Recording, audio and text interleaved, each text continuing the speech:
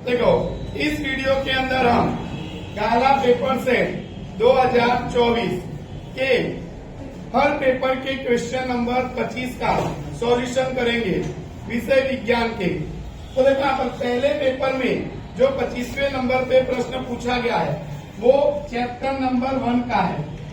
तो chapter number 1 बराबर section B में पूछा गया प्रश्न है, 2 नंबर का प्रश्न है। यहाँ पर हमको प्रश्न समझकर उसका सचोट उत्तर लिखना है। फिर से देखो यहाँ पर तेलीय उसी प्रकार वसा युक्त खाद्य पदार्थों के साथ नाइट्रोजन गैस किस लिए भरी जाती है। तो हमको लिखने का तेलीय अथवा वसा युक्त खाद्य सामग्री जो है वो खाद्य सामग्री के साथ नाइट्रोजन गैस इसलिए भरते हैं कारण कि नाइट्रोजन गैस कम सक्रिय क्या है, कम सक्रिय गैस है।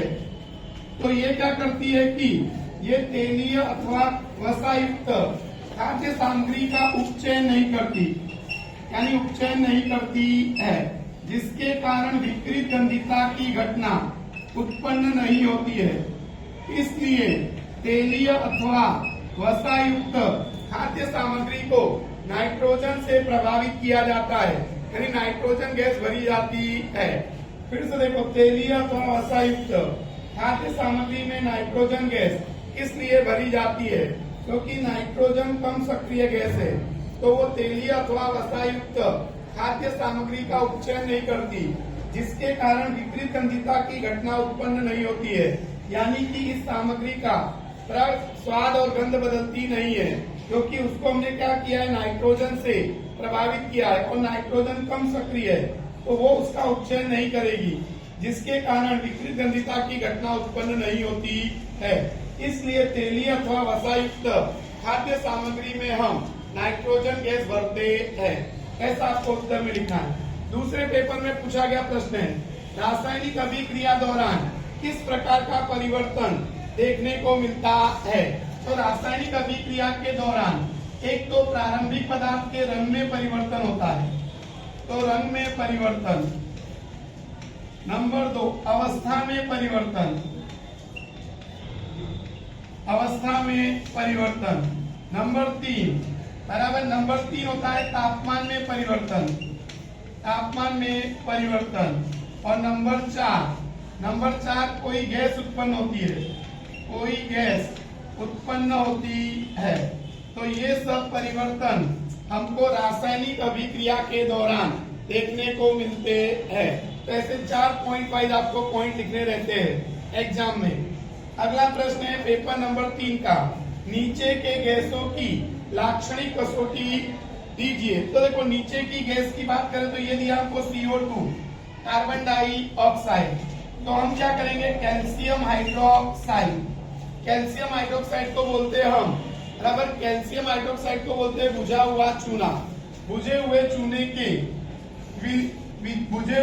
के विलयन में हम कार्बन डाइऑक्साइड गैस को जब क्या करते हैं, प्रवेश कराते हैं या प्रसार करते हैं, तो कैल्शियम कार्बोनेट बनता है और पानी बनता है। तो कैल्शियम कार्बोनेट के सफेद अवक्षेप मिलते हैं, सफेद अवक्षेप प्राप्त होते हैं, जो पानी में कैसा होता है, अविलय, जिससे विलयन का रंग दूधिया हो जाता है, दूधिया हो जाता है। तो ऐसा आपको इसके बारे में लिखने का कि बुझे हुए चूने के विलयन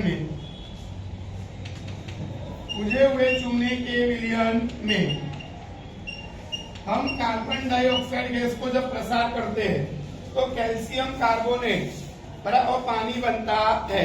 कैल्शियम कार्बोनेट के हमको सफेद अवक्षेप प्राप्त होते हैं, जिससे विलयन का रंग दूधिया हो जाता है और ये पानी में कैसा होता है, अविलय होता है। NO2 के बारे में लिखने का, ये एसिडिक स्वभाव रखती है, यानी अम्लीय स्वभाव रखती है। एसिडिक स्वभाव यानी अम्लीय स्वभाव रखती है। तो NO2 गैस जो है वो अम्लीय स्वभाव रखती है, एसिडिक स्वभाव। दूसरा क्या होता है कि ये भूरे रंग की गैस है, यानी भूरे रंग की गैस है, तो इसका रंग ब्राउन होता है। भूरे रंग की क्या है गैस, ये क्या करती है कि नीले लिटमस पत्र को लाल बनाती है, नीले लिटमस पत्र को लाल बनाती है। तो ऐसा अगर हमको पूछे कि CO2 और NO2 की लाक्षणिक कसौटी लिखो, तो हमको उत्तर ऐसे लिखना है। अगला हमारा है दैनिक जीवन में देखने को मिलती रासायनिक अभिक्रिया के उदाहरण दीजिए। दैनिक जीवन में रासायनिक अभिक्रिया के उदाहरण देने। रासायनिक अभिक्रिया यानी कि जो प्रारंभिक पदार्थ है उसकी अगर प्रकृति और पहचान बदल जाए तो समझ जाने का रासायनिक अभिक्रिया हो रही है। तो हमको पहला लिखने का लोहे पर जंग लगने की क्रिया, लोहे पर जंग लगने की क्रिया, लोहे पर जंग लगने की क्रिया। नंबर दो लिखने का भोजन पकाने की क्रिया, भोजन के पकाने की क्रिया, ये भी एक प्रकार की रासायनिक अभिक्रिया है। तीसरा लिखने का हमारे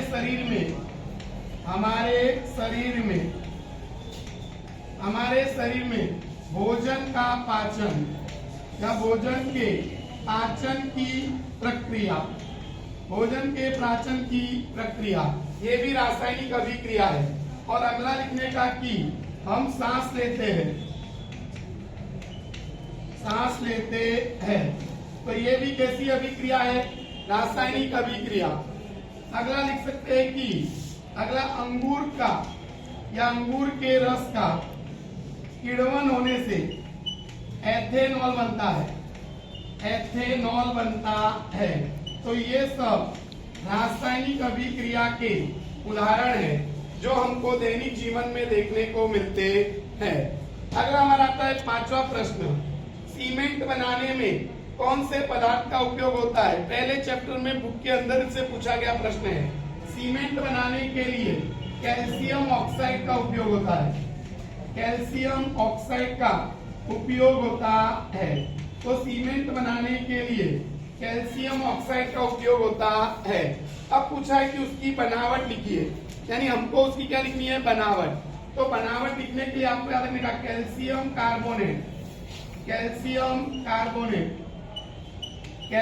कार्बोनेट को हम क्या करते हैं कि गर्म करते हैं, कैल्शियम कार्बोनेट को गर्म करते हैं, कैल्शियम ऑक्साइड और कार्बन डाइऑक्साइड बनता है।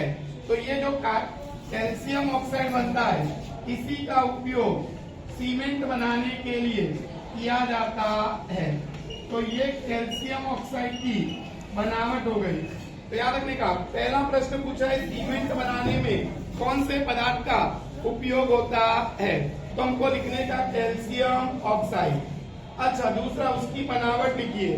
तो कैल्शियम कार्बोनेट को गर्म करने पर कैल्शियम ऑक्साइड और कार्बन डाइऑक्साइड बनता है, और कैल्शियम ऑक्साइड का उपयोग सीमेंट बनाने के लिए किया जाता है। तो दो प्रश्न पूछे, पहला प्रश्न 1 नंबर का होगा, दूसरा प्रश्न 1 नंबर का। तो हमको ऐसा सचोट उत्तर लिखना है। अगला प्रश्न है छठा, श्वसन यह ऊष्माक्षेपी अभिक्रिया है और इसलिए ये स्वाध्याय का प्रश्न है। तो मैंने आपको बताया था कि हमारे शरीर में भोजन का क्या होता है, पाचन। हमारे शरीर में जब भोजन का पाचन होता है तो जटिल पदार्थों का सरल पदार्थ में रूपांतर होता है, सरल पदार्थ में रूपांतर होता है। हमारे शरीर में भोजन का पाचन होता है, तब जटिल पदार्थ का सरल पदार्थ में रूपांतर होता है। अब क्या होता है कि जब हम आलू बराबर, आलू फिर ब्रेड बराबर, ये सब चीज खाते हैं, आलू ब्रेड, तो उसके अंदर होता है कार्बोहाइड्रेट, कार्बोहाइड्रेट होता है। और ये कार्बोहाइड्रेट का हमारे शरीर में पाचन होता है तो बनता है ग्लूकोज, और इस ग्लूकोज का श्वसन की प्रक्रिया में ऑक्सीजन के द्वारा विघटन होता है। क्या होता है, विघटन होता है। और विघटन होने से क्या होता है कि विघटन होने से कार्बन डाइऑक्साइड बनता है, पानी बनता है और ऊर्जा उत्पन्न होती है, यानी एनर्जी उत्पन्न होती है। इसलिए श्वसन की अभिक्रिया को ऊष्माक्षेपी अभिक्रिया कहते हैं। लिखने का हमारे शरीर में भोजन का पाचन होता है तो जटिल पदार्थों का सरल पदार्थ में क्या होता है, रूपांतर होता है। जब हम आलू, ब्रेड और चावल खाते हैं तो उसके अंदर क्या होता है, कार्बोहाइड्रेट। ये कार्बोहाइड्रेट का हमारे शरीर में जब पाचन होता है तो क्या बनता है, ग्लूकोज। इस ग्लूकोज का श्वसन की प्रक्रिया में ऑक्सीजन के द्वारा विघटन होता है और कार्बन डाइऑक्साइड और पानी बनता है और ऊर्जा उत्पन्न होती है। अब ऊर्जा उत्पन्न होने से इस अभिक्रिया को हम ऊष्माक्षेपी अभिक्रिया कहते हैं। क्या बोलते हैं इसको, ऊष्माक्षेपी अभिक्रिया। बैलेंस करने के लिए इधर छे और इधर छे लगाना है। तो ये हमारे गाला के सभी पेपर के क्वेश्चन नंबर 25 के उत्तर थे। अगर आपको ये समझ में आए हो उत्तर तो वीडियो को लाइक कीजिए, अच्छे अच्छे कमेंट कीजिए और ज्यादा से ज्यादा लोगों को शेयर कीजिए।